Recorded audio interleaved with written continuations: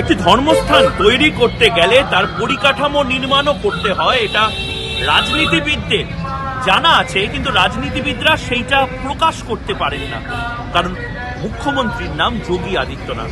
যোগী আদিত্যনাথ যিনি উত্তরপ্রদেশের মুখ্যমন্ত্রী, তিনি এর আগেও এমন বহু কাজ করেছেন যে কাজগুলো সাধারণত করার কথা বামপন্থীদের, যারা মুক্তমনা বলেন নিজেদের, কংগ্রেসীদের, যারা নিজেদেরকে বলেন 70 বছর ধরে রুচি শিক্ষার ধারক বাহক।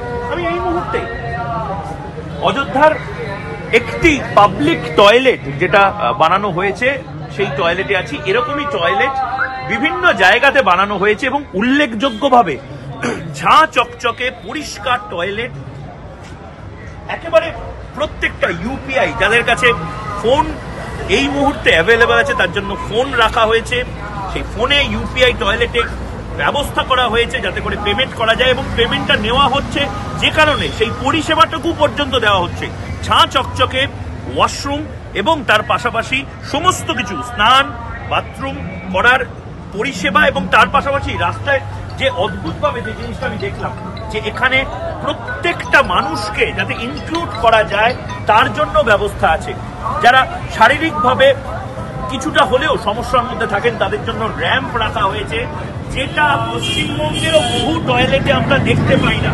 র্যাম্প, যে র্যাম্পে হ্যান্ডিক্যাপ যাদের লেখা হয়েছে সেই হ্যান্ডিক্যাপ সেই টয়লেট রাখা হয়েছে, এবং তার পাশাপাশি যারা LGBT অর্থাৎ যারা তৃতীয় লিঙ্গের টয়লেট ব্যবহার করতে স্বাচ্ছন্দ্য বোধ করেন তাদের জন্য পর্যন্ত সেই টয়লেট রাখা হয়েছে। সুতরাং আসলে বোধহয় বহুত্ববাদ, আসলে বোধহয় মুক্ত মোনা যে সংস্কৃতি, সেটা বোধহয় যোগী আদিত্যনাথের এই রাম রাজ্যেই দেখা যাচ্ছে, এবং উল্টো দিকে তার সমালোচকেরা আসলে এই সমস্ত কিছু না করে যে জিনিসটা করার কথা সেটা করছে কুৎসা।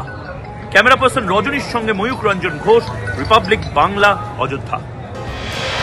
নানা ধরনের কন্টেন্ট দেখার জন্য লাইক করুন, শেয়ার করুন আমাদের ফেসবুক পেজ, সাবস্ক্রাইব করুন আমাদের ইউটিউব চ্যানেল। পাশাপাশি অন্যান্য ব্রেকিং নিউজের জন্য অবশ্যই চোখ রাখুন রিপাবলিক বাংলায়।